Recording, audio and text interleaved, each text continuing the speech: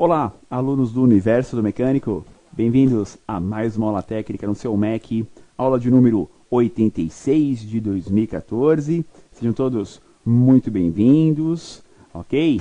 Após o espaço do nosso patrocinador, sempre no início de nossa aula, vamos lá, dar o boa noite especial a quem já está participando da aula, dando um alô, mandando dúvida técnica, o que sempre é muito bem-vindo, né? Afinal de contas, as dúvidas técnicas enriquecem o conteúdo técnico, porque quanto mais dúvidas, mais comentários, mais poderemos, né, facilitar o seu dia a dia, né, usar a experiência que tenho, tanto na parte prática como o conhecimento na parte teórica, te ajude aí no dia a dia na reparação automotiva. Deixa eu dar um alô ao Francisco Neves Neto, Alessandro Tomás também linkado, Alto Rafim, Lenilson participando da aula, Gilberto Braz, temos um outro Gilberto aqui, mas não tem um sobrenome na minha tela, só apareceu Gilberto, Eduardo Pereira, Deise Rosa Santos, Afonso Félix, Marcos Gutierrez, Leandro Gordilho, então sejam bem-vindos, Diego lá de Cuiabá, Mato Grosso, também participando da nossa aula, do nosso treinamento. Hoje, aula de número 86 de 2014. Vamos lá ao título de nossa aula: Gerenciamento Eletrônico, Volkswagen Gol G6 1.0 Flex. Hoje, aula número 7, aula sobre sensores, parte 4, justamente do gerenciamento ME 17.5.20. Lembrando sempre que essa numeração, pessoal, 17.5.20 é o código do sistema de gerenciamento do motor e já mostra também a evolução, né? Que é o sistema 17 da Bosch ME, né? Aí versão 5 e atualização 20, ou seja, o sistema que já passou por várias atualizações, várias correções. E podem ver, os sistemas mais novos, aplicados nos veículos mais novos, estão cada vez mais parecidos. Ou seja, estão conseguindo convergir, né? Ou seja, ir de encontro a um sistema meio que padronizado, ou seja, com menos problemas, menos componentes e principalmente melhor funcionamento. Essa realmente é a ideia, e esse sistema de monitoramento, gerenciamento eletrônico ME17, olha, já passou por versões, é a 5ª, e atualizações, a 20ª, né? Ou seja, está bem atual realmente, né? Então, não é nada diferente você ver aí veículos novos da Volkswagen com esse mesmo código de sistema. Claro, cada veículo tem a sua aplicação, relação peso, potência, né, etc. Mas você tem pelo menos o gerenciamento eletrônico idêntico, tá? O que facilita muito para o fabricante e principalmente para o sistemista, né? Aquele que projeta o sistema para o fabricante. No Brasil, a maior parte das montadoras terceirizam isso, né? Ou seja, tem aí empresas parceiras que fazem o sistema, né? O sistema de gerenciamento do motor, por exemplo. Você tem lá fora algumas montadoras, principalmente, né, a linha Honda, a linha Toyota, que o sistema de gerenciamento do motor é Honda, é Toyota. Ou seja, é do próprio sistemista, é do próprio fabricante, né? Então eles têm dentro da própria montadora os sistemistas, ou seja, eles fazem lá dentro mesmo. É marca própria, vamos dizer assim. No Brasil é o contrário, né? É muito comum você ter os grandes, né, fabricantes de veículos, grandes montadoras montando sistemas. Nesse exemplo, Bosch, sistemas Delphi, sistemas Magneti Marelli, sistemas Siemens, VDO. É mais comum no Brasil essa aplicação, tá ok?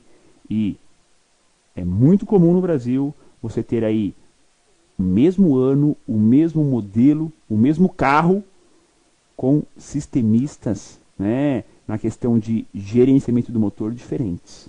É muito comum isso. Você ter para o mesmo Gol 1000 ter um sistema Bosch e um sistema Marelli. É muito comum isso, né? A montadora brasileira, né, pelo menos que trabalham aqui no Brasil, não dá 100% da produção para um só fabricante, para um só sistemista, né? Dá para 2, às vezes até para 3 fabricantes, tá ok? Bom, aula de hoje, vamos falar sobre posição do pedal do acelerador, posição da borboleta aceleradora, falar sobre o VSS, o sensor de velocidade do veículo, e ainda de alguns interruptores.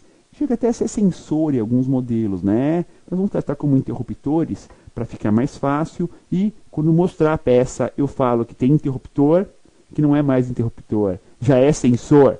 Já já eu explico isso para vocês. Aula passada abordei lambdas e detonação. Sempre lembrando, quando eu falo de lambda e detonação, ou seja, dois sensores importantíssimos para o monitoramento do sistema pós-queima. Pensem sempre nisso.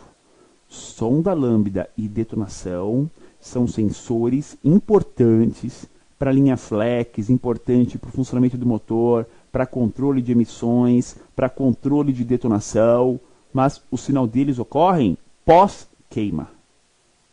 Então são sinais que influenciam muito no funcionamento do motor, mas geralmente na fase fria não altera nada. Ou seja, os primeiros segundos de funcionamento, eles não alteram o mapeamento tanto da ignição como da injeção. Então, logo que o motor começar a aquecer, ou seja, passado 1 minuto, você tem o monitoramento desses sinais, e aí você pode ter o quê? Mau funcionamento desses dois sensores, alterar o funcionamento do motor, ok? Então é muito comum um sintoma, pessoal, dá partida no carro de manhã, pega bem, fica redondinho. Passou 1 minuto, começa a ficar quadrado, ou sei lá, marcha lenta. Não é bico, não é ignição, não é pressão de bomba. Está nítido. Na partida ficou bom. Assim que começou a aquecer, que alguns sinais são monitorados, como lambda, como detonação, o carro ficou ruim. Ó, raciocínio. Beleza? Entendido a dica? Então vamos lá para a telinha de introdução, porque temos muitos componentes para falar nesta aula aqui no seu Universo do Mecânico. Introdução. A medição da intenção do condutor é monitorada pelo pedal do acelerador e pelos interruptores. Então, assim, não é só pedal do acelerador, não é só sensor do pedal. Esse Gol G6 monitora pedal do acelerador, pedal da embreagem e pedal de freio. Os três, pessoal, os três sinais são monitorados pela ECU do motor. Comece a raciocinar isso. Muitos controles que antes ficavam meio que abertos, agora não, são fechados diretamente com o módulo, a ECU do motor, a ECU da injeção. Então, sensor do pedal do acelerador, claro, importantíssimo, né? Não tem cabo de acelerador. Tem o sensor de pedal de freio, que dependendo do ano pode ser sensor ou interruptor, vamos falar já já. E tem ainda o interruptor de pedal da embreagem. Olha só. Os 3 pedais. Só falta já já a ECU dirigir o carro, porque já monitora os 3 pedais. Tá fácil, né? Tá fácil ter alguns controles. Veremos ainda o corpo de borboleta, importante sinal, né? Da borboleta aceleradora, e o sensor de velocidade do Gol G6 1.0 Flex. Vamos lá, telinha do nosso veículo, nosso paciente, né? Da aula e, claro, a nossa diagramação inicial. Aula de hoje, fechamos, né, as informações sobre sinais de entrada. Então vejam lá, ó. Entra para ECU, fase, densidade, rotação em PMS, temperatura do motor, lambdas, detonação.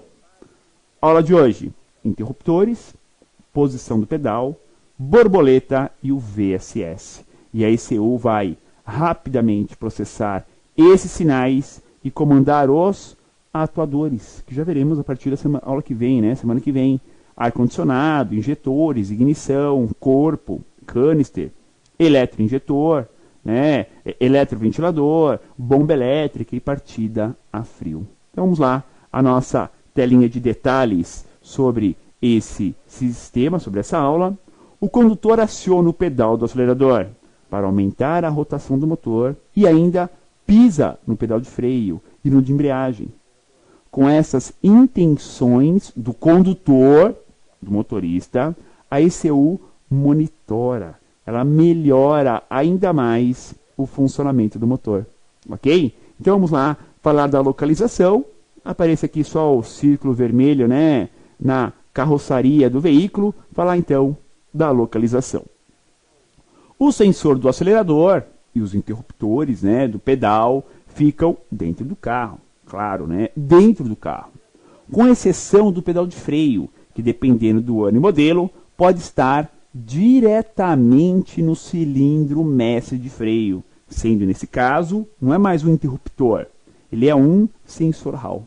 Vocês vão ver o seguinte, que na geração 6, você vai ter interruptor ainda no pedal, os primeiros modelos, e logo em seguida saiu. Você ir dentro de um Gol G6, um Voyage G6, uma Saveiro G6, dentro do carro, e lá com uma lanterninha, né? Você vai enxergar o sensor do pedal, o interruptor, né, na embreagem, e o freio tem só o furinho lá. Não tem mais nem chicote, nem interruptor. Então teremos sensor do pedal do acelerador, interruptor do pedal de embreagem, e o de freio não tem nada. Aí você vai dar a volta no carro, abrir o capô, né, e olhar lá no cilindro mestre. Tem um sensorzinho na carcaça do cilindro mestre. Já já mostrarei para vocês a peça e abordarei também este componente um pouco diferente nessa linha. Aqui o nosso motor TEC, tecnologia para economia do combustível e, claro, já falar sobre o sensor do pedal do acelerador. Observe aqui na imagem, né? Temos aí ao lado da coluna de direção, temos o pedal do freio e ao lado do pedal do freio, fixo diretamente na carroçaria, né? No monobloco do carro, temos o pedal do acelerador.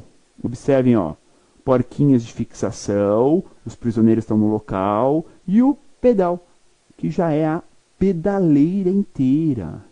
Então o acesso é fácil, o chicotezinho está por cima, então temos aqui o local onde fica o próprio componente.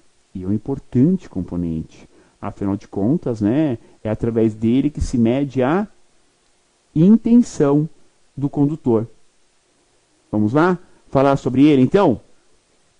O importante sinal do pedal do acelerador permite à ECU adequar o controle de abertura da borboleta aceleradora.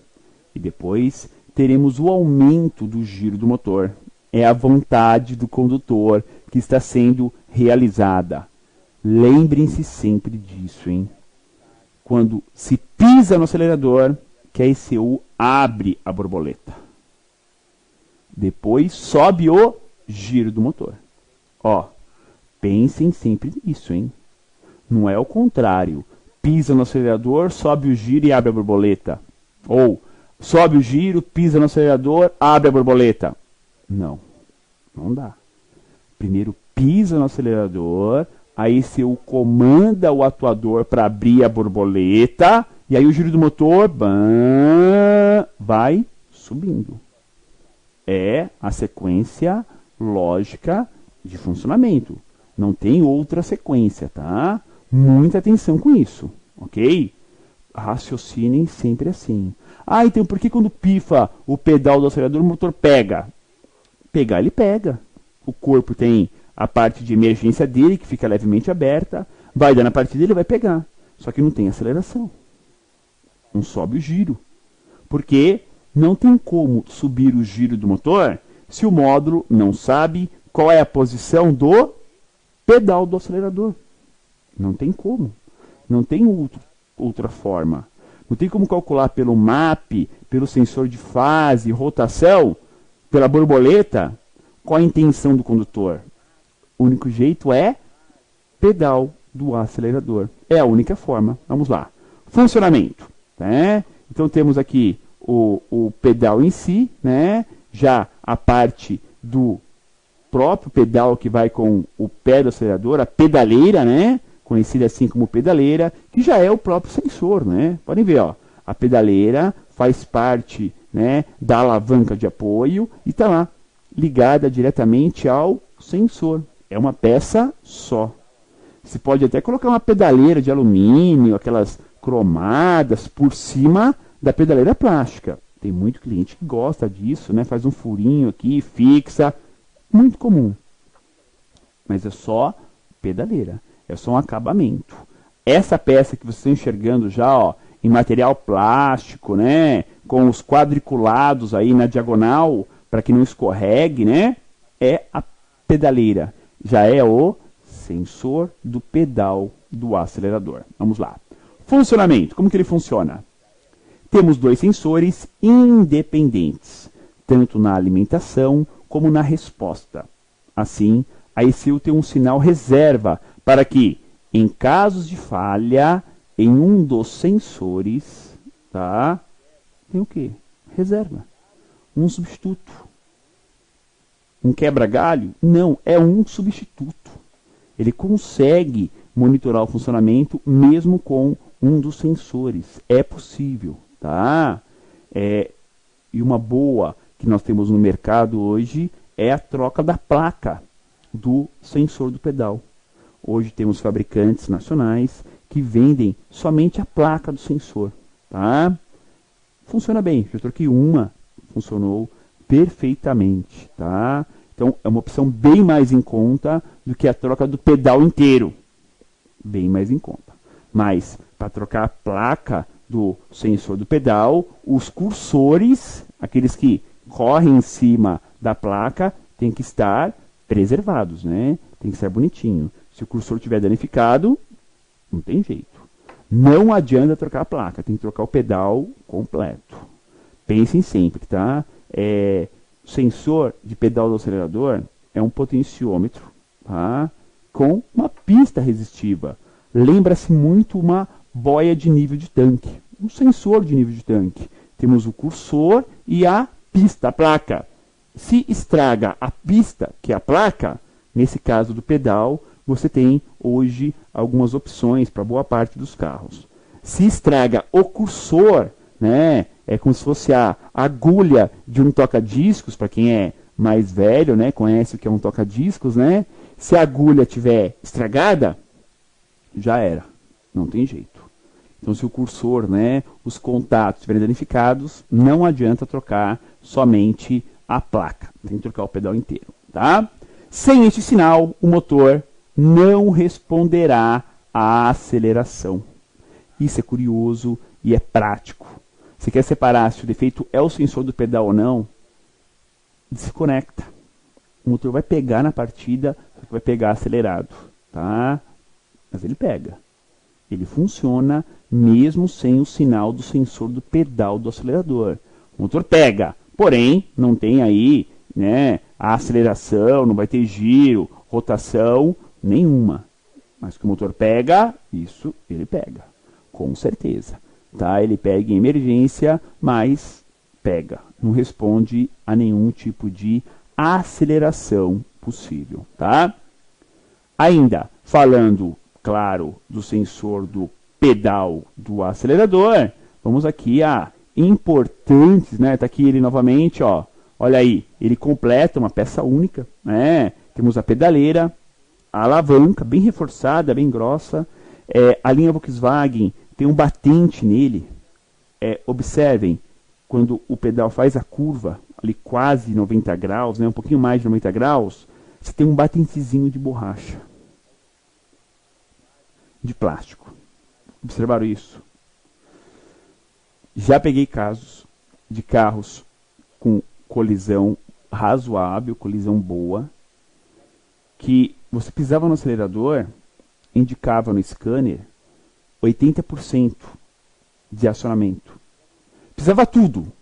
Atolava o pé no acelerador, segurava. No scanner indicava 80%. Porque ele não chegava no final do curso dele. Pessoal, tá vendo o pedal? Não tem ali um batentezinho? onde ele vai apoiado não pode estar amassado para cá, não pode ter um carpete fora do lugar, senão você vai limitar o acionamento completo. Carros colididos que teve ali, chegou a entortar, vai afetar isso também, tá?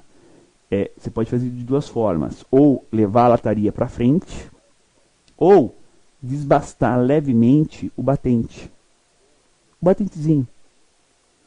E aí você vai ver que quando você desbasta ele, ou conserta a lataria, pisando no acelerador, vai bater lá nos 92, 93, alguns até 95% de acionamento do pedal do acelerador. Ó, você muda o giro do motor com isso. Você muda, né, para ele permitir o quê? Mais e maior a aceleração do motor. Por quê? Se está limitado a 80% de abertura do pedal, significa o quê? Que você está pisando 80% só. O módulo vai simplesmente acreditar no sinal que ele está recebendo. Não vai mudar isso. Não tem como mudar. Ele vai simplesmente acreditar. Tá? Simplesmente assim. Agora, se você consegue aumentar esse curso, chegando aí nos 92%, 93%, sem brincadeira, pessoal. Muda o comportamento do carro. Gostaram da dica? Ó, já vi isso em Gol, Voyage, Kombi bastante, tá? Você consegue aumentar esse campo de abertura sem mexer em nada no carro. Ou seja, ganha-se em final na aceleração do carro, tá? Ganha-se nisso. Então é interessante pensar desse jeito, tá bom? Bom, as ligações. É tão importante o sinal desse sensor, tão importante, que é um sensor único, um pedal só, já é sensor e pedal, que ele é duplo. Ele é um duplo totalmente independente, ou seja, ele tem positivo para cada um dos dois sensores, negativo tem o que mais? Sinal de resposta. Então as ligações do sensor, né? O sensor é um só, mas temos aí duas pistas. Vamos lá. Terminal 1 está ligado ao B25, é o positivo 5 volts da pista 2. Terminal 2, B52, é B26, tá? B26, positivo 5 volts do P1. Terminal 3, B05, é o massa do P1. Terminal 4, B32, é o sinal de resposta da pista 1. Terminal 5, B01, é o massa do P1. Terminal 6, B46, sinal de resposta do P2. Então assim, ó, pista 1, sensor 1, teremos o quê? O pino 2, que é o positivo, o pino 3, que é a massa, e o pino 4, que é a resposta. Pista 2, terminal 1, que é o positivo 5 volts, terminal 5, que é a massa, terminal 6, que é o sinal de resposta da pista 2. E observaram? Ó, cada um tem tudo, positivo, negativo e a resposta. E olhem o conector da ECU, tudo B, né? Ó, B25, B26, B05, B32, B01, B46.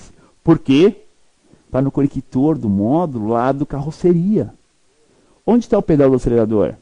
Na carroceria, dentro do carro. Ou está no motor? Estão lembrados? Temos conector A, que é lá do motor, conector B, que é lá do carroceria. Está ligado aonde? Na carroceria. Então, terminal B lá na ECU, no conector da ECU. Tá? E os valores do sensor de pedal do acelerador? Estão vendo ele aí? Ó? Olhem a pistinha lateral dele. Ó. E olha que ela é parafusada, né? Dá para remover a tampa para troca da placa, como eu falei para vocês, né? Hoje existe a placa para venda, né? Só a placa, desde que o cursor, os terminais de contato estejam perfeitos. Precisa disso, tá? Não dá para trocar a placa se estiver ruim, estiver com problemas, não é, nos cursores, nos terminais, tá?